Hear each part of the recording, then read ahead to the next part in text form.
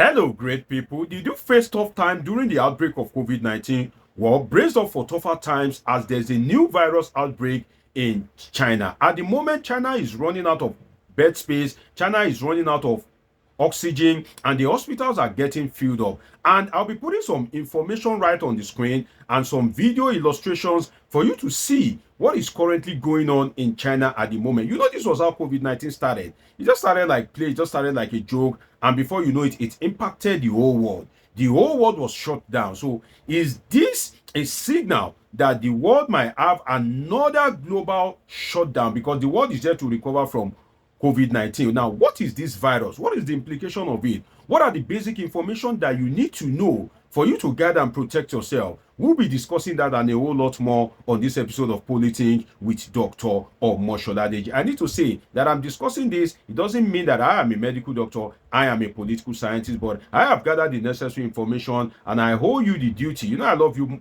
my politinkers, and that's why I'm bringing this video to you. Now, what is HMPV? HMPV is called the human metapneumovirus. That is what it is called, human metapneumovirus.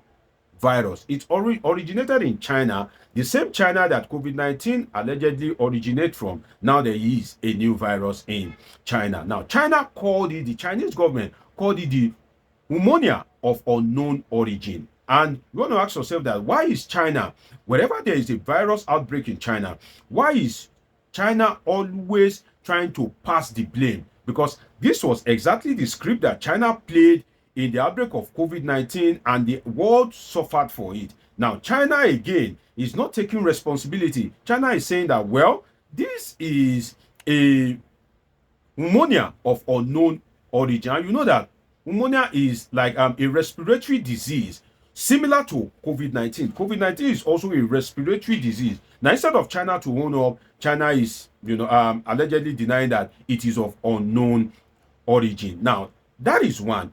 The worst part of it is that China is not sharing information to WHO, just as China did during COVID-19 again. So China is beginning to have a dangerous impact on the global society itself, because just as it did during COVID-19, China is not sharing information. And the WHO is crying and screaming out that China, please share information to us about this particular virus that is ravaging your country. Let us know so that the global scientists can, spring into action. When we know the source of this origin, when we get samples, when we know what is the component of this virus, then we can know how to tackle it, and we can know the global,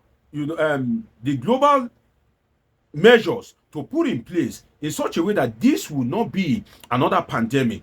But China is not cooperating with WHO at the moment, and this should give you serious concern, because for the COVID-19, I took three vaccines for COVID-19, and when I took the vaccine, it wasn't like 100% affirmed. It was more like trial, although there have been clinical trials whereby they will test it in people, in animals, but then anything could have happened, because the clinical trials wasn't done at a moment of global convenience, but it was done at a moment of global pandemic. So there could have been one loose errors and all that, but we all, perhaps you as well, received the vaccine just because we need to protect ourselves. Now, China is taking the world round that stage again because it's not sharing data despite the appeal of WHO. Now, what do you need to know about this HMPV, the human metapneumovirus? Is that this disease is attacking the younger population. You know, one thing about COVID-19 is that the older people are more at risk, that, they are giving more priority to the older population during the outbreak of COVID-19. But then right now, this one attacks the younger population the more. And that's why you would have seen on the screen, the video showing on the screen, that most of the people that you can see in that video in Chinese hospitals, they are under the attack of this HMPV. They are much of the younger population. So if you are a young person, this should give you something of serious concern. And one thing you need to know is that if this HMPV, if it should attack you, currently, just as during the time of COVID-19, there is no drug, there is no vaccine, and that's why you need to protect yourself. The only thing that you can do is to just manage to treat yourself the way you treat other respiratory diseases. So right now there's no drug, there's no vaccine, and if this disease attack you, definitely you are on your own, especially if you're an African or a Nigerian, whereby the health system is largely ineffectual or dysfunctional, and it is even not affordable, or in some African communities it is not even available. So that's why you need to be very careful at this point in time, so that you don't get attacked by this virus. It will only take one person that would have traveled to China to mingle with other people, and the thing will just spread fast. I don't need to tell you the possibility of it spreading very fast, because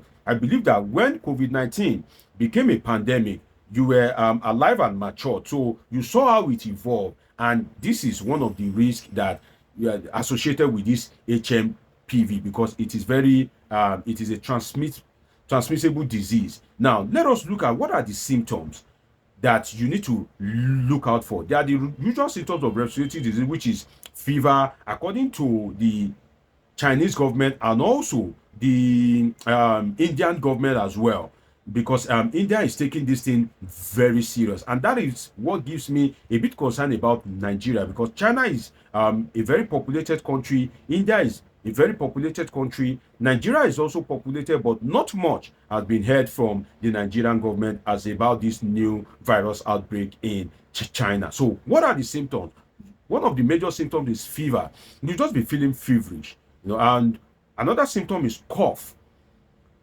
Fever and cough. Then the third one that is mostly associated with it is shortness of breath. That means that you won't be able to breathe deep down. So if you are having fever, if you're having cough, especially you, my people in the diaspora, if you're having fever, if you're having cough, or if you're having shortness of breath, then you need to be very careful and quickly get tested for HMPV, and find a means around it. And of course, I definitely wish you the best of luck. I wish you all of you stay alive as long as possible, because as I usually joke with you, that if you are not alive, who am I going to politic with? So this is the politic family, and of course we will be alive to see the end of this year and many more years, so that we can always politic together. And if you are watching me for the first time, join the family by subscribing to this channel. So the three symptoms to watch out for, three common symptoms, again, is fever, cough, and shortness of breath. Now another thing that is of concern is that if this can be an issue in China,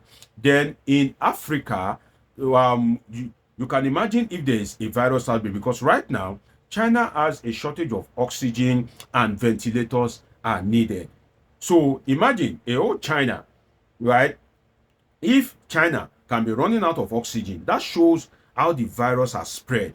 And if ventilators are needed, you can now imagine that China, that is fast as production, if you look around you in Africa, in Nigeria, most of the things that you see made in China. So if the country that is good at production, that has a swift and efficient production process, can lack ventilators, that shows you what will happen when it comes to Nigeria. So I just hope that Nigerian government will up its sleeves and begin to prepare just for the case of emergency. I hope we've been able to learn from the bitter lessons that COVID-19 taught the world, that it taught Africa, and that it taught Nigeria. And I must say something to you, that it is not African government, it is not Nigerian government that we can't really give Nigerian government a pass mark during the COVID-19 period, because I've had some discussion with my medical friends. The reason why COVID-19 did not attack Nigerians, terribly,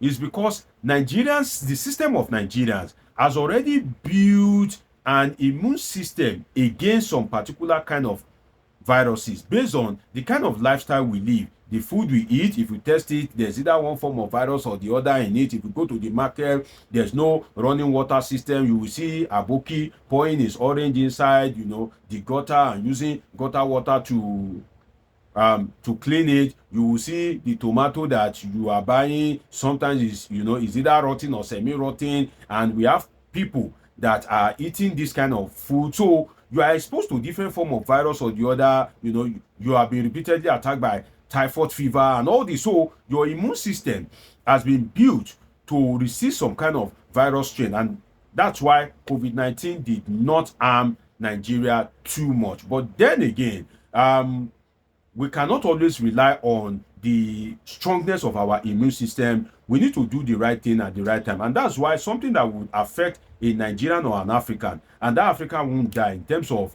disease, in terms of exposure to virus. If it affects an American, a Canadian, a Briton that is not exposed to any form of virus in their system, that their immune system is not strong or has not built any resistance to virus, that is how it usually affect them terribly. And if you are to quickly go to the global stage, I hope President Donald Trump, incoming President Donald Trump, will be able to respond swiftly to this, because the COVID-19 at that time was what affected his reign for second term as president. So I hope that incoming President Donald Trump will act swiftly and will be able to kind of like use the resources at the American disposal to quickly tackle this emerging pandemic. And this is a lesson for Nigerian government. Don't wait till it becomes a global disaster before you begin to run helter-skelter. But my prayer is that this should only be restricted to China, although it is almost impossible, because if the situation goes on and on, definitely